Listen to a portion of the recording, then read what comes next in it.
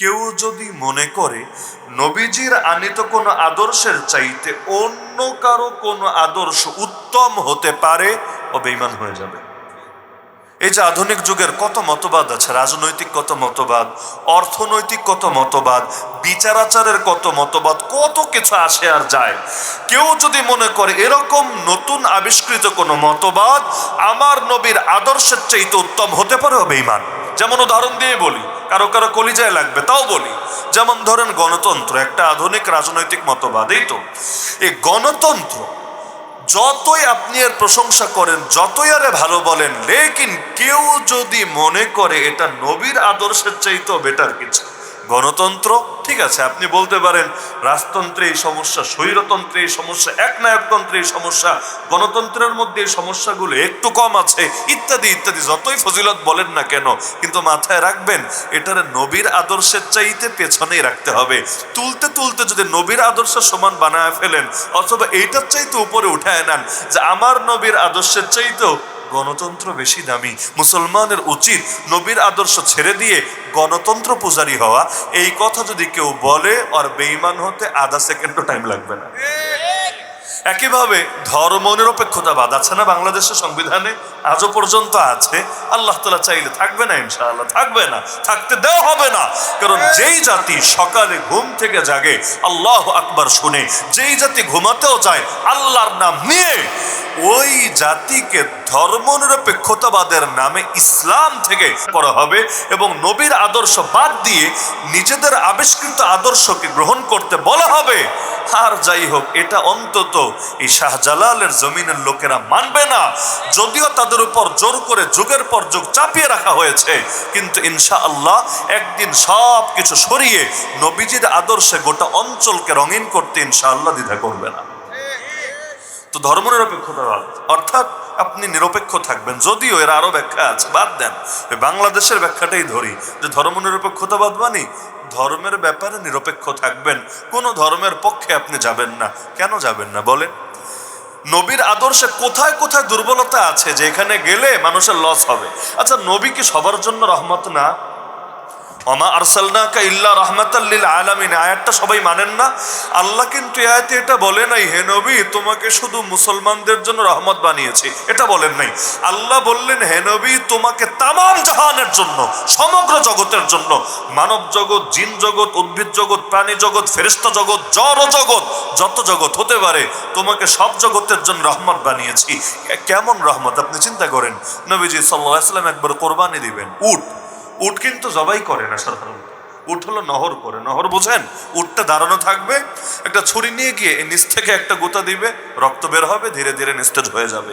তো আল্লাহ রাসূল সাল্লাল্লাহু আলাইহি ওয়াসাল্লামের সামনে অনেকগুলো উট একটা একটা করে তিনি নহর করবেন। সাহাবী বলেন আমি নিজের চোখে দেখতে পেলাম এই যে উটগুলো রশি দিয়ে বাঁধা, ওরা রশি ছিঁড়ে দৌড়ে আসার জন্য কেমন যেন প্রতিযোগিতা শুরু করে দিয়েছে, কার আগে কে নবীজির হাত মোবারকে কোরবানি হবে বলে। মানে দরকার তো ছিল ভয়ে পালাবে। যেমন আমরাও মাসালা এটা বলি যে কোরবানি যখন করবেন, এক পশুর সামনে আর এক পশুরে কোরবানি এমন ভাবে কইরেন না যে ও দেখতে পাচ্ছে, কেন? এতে ওর দুইবার জবাই হয়, একবার দেখা জবাই আর একবার তো শোয়ানোর পরে বাস্তবে জবাই। আপনার সামনে আরেকজন মানুষকে যদি জবাই করা হয় আপনি সহ্য করতে পারবেন না, আর হার্টের রোগী যদি হন এটা দেখেও আপনি মরে যেতে পারেন। এজন্য আমরাও নিষেধ করি। কিন্তু নবীজি কোরবানি করবেন, পশুদের মধ্যে প্রতিযোগিতা, কে ফার্স্ট হবে, কে সেকেন্ড হবে, কার চাইতে কি আগে গিয়ে নবীজির হাতে কোরবান হবে। এখন বলবেন ওরা নবীরে চিনলো কিভাবে? সই হাদিসে আছে আল্লাহ রাসূল বলেন লাইসা শাইউন বাইনাস সামাই ওয়াল আরদ ইল্লা ইয়ালামু আন্নী রাসূলুল্লাহ ইল্লা আসিয়াল জিন্নি ওয়াল ইনস। আসমান এবং জমিনে এমন একটা জিনিসও নাই যেটা নিশ্চিতভাবে জানে না আমি আল্লাহ রাসূল। শুধুমাত্র কিছু নাফরমান জিন আর ইনসান বাদে। নবীজি শব্দ দেখেন, আসমান আর জমিন এমন একটা জিনিস, এমন একটা বস্তুও নাই যেটা জানে না আমি নিশ্চিতভাবে আল্লাহ রসুল। বলবেন বস্তুর কথা কেন বললো, প্রাণীর কথা বললেই তো হতো। না না, প্রাণী না, বস্তুই নবীকে চিনতো। বলবেন কিভাবে? সহিহ মুসলিমের এই হাদিসকে শোনেন নাই? নবীজি সাল্লাল্লাহু আলাইহি সাল্লাম বলেন, আল্লাহর কসম করে বলছি, নবীর কসম খাওয়া লাগে না, নবী যা বলবে এমনি সত্য। আমরা তো অনেক সময় মিথ্যা বলি দেখে কসম খেয়ে কথাটার একটু গুরুত্ব বোঝাতে হয়। তো নবীর জবান থেকে যা বের হয় সবই সত্য। এমনকি এক মুশরিক পর্যন্ত নবীর চেহারা দেখার পরে বলল, এই চেহারা কোনো মিথ্যাবাদীর চেহারা হতেই পারে না। নবীর দাওয়া তো শোনে না, খালি চেহারা দেখেছে। চেহারা দেখেই তার মন্তব্য, এই চেহারা যার, সে অবশ্যই সত্যবাদী। আল্লাহ তাআলা এমন কিছু দিয়েছিলেন তাকে। তো তিনি যা বলেন কসম খাওয়া লাগে নাকি? তিনি যা বলেন এটা যে মানবেন, অর্থ ইমানই ঠিক নাই, অর্থ নিজেরা মুসলমান দাবি করার নৈতিক অধিকারই নাই। এরপরও নবী কসম করে বলেন, ইন্নী লা আরিফু হাজারাম বিমাক্কা, নিশ্চয়ই আমি আজও মক্কার সেই পাথরটাকে চিনি। কানা ইউসাল্লিমু আলাইয়া ক্বাবলা আন উবাথা, ওই হেরা গুহায় আমার নিকট ওহী আসার আগেই যে আমাকে দেখলে সালাম দিত। ইন্নী লা আরিফুহুল আন, নিশ্চয়ই আজও আমি তাকে ভালো করে চিনি। তাহলে নবীজির কাছে হেরা গুহায় এখনো ওহী আসা শুরু হয় নাই, এখনো মক্কার লোকেরাই জেনে সারে নাই। মক্কায় এই আবু জাহাল আবু লাহাবকে তখনও টের পেয়েছিল না? যদি টের পেত আগ থেকেই দুশ্মনী করতো। এই 40 বছর মাথায় তুলে রাখলো, হঠাৎ করে দুশ্মনী করলো, এতে কিন্তু যারা বোঝার ঠিকই বুঝে ফেললো যে স্বার্থে আঘাত লেগেছে। তাহলে এতদিন ধরে যাকে এক বাক্যে মানলো, এখন হঠাৎ করে দুশ্মনীতে লেগে গেল কেন? তাহলে মানুষও চেনার আগে ঠিকই কিন্তু পাথর পর্যন্ত চিনে ফেলেছে। নাই যদি চেনে সালাম দেবে কোন দুঃখে? এখান থেকে কিন্তু এই কথারও জবাব বের হয়ে আসে, আমার নবী কি খালি তখন নবী হয়েছেন যখন তার কাছে হেরা গুহায় ওহী এসেছে? যদি বলেন তখন নবী হয়েছেন, তো পাথর আগে সালাম দেয় কেন? শুধু পাথর আগে না, নবী নিজের ব্যাপারে বলেন, আল্লাহ আমাকে তখন নবুয়ত দিয়েছেন যখন আদম আলাইহিস সালাম রূহ আর দেহের মাঝামাঝি, মানে এখনো রুহের সঙ্গে দেহের কানেকশন হয় নাই, তার সৃষ্টি পূর্ণতা পায় নাই, তখনই আল্লাহ আমাকে নবুয়ত দিয়েছেন। এর মানে এটা না যে ওই তাকদীরের মধ্যে লিখে রেখেছেন, এর মানে এটা না যে আল্লাহর এলেমের মধ্যে আছে। বলবেন হুজুর এই ব্যাখ্যা ধরলে সমস্যা কি? বহুত সমস্যা আছে, কারণ তাকদীরে তো সবই আছে। এখানে আমার নবীর স্পেশালিটা কি? আল্লাহর এলেমের মধ্যে সবই আছে। কি নাই আল্লাহর এলেমে? পারলে বলেন কোন জিনিসটা আল্লাহর জ্ঞানে নাই, আল্লাহর এলেমে নাই? আর আল্লাহ জানেন, চিরকাল জানেন, এমন না ঘটনা ঘটার পরে জানেন। কিরে ভাই, ঘটনা ঘটার পরে জানেন? আল্লাহ তো সদা সর্বদা জানেন, তিনি সবই জানেন, তার জ্ঞানের কোনো সূচনা নাই, কোনো সমাপ্তি নাই। তো যদি বলেন এই বিবেচনায় আল্লাহ তখন নবী বানিয়েছেন, তাহলে এখানে আমার নবীর বিশেষ বৈশিষ্ট্য থাকবে?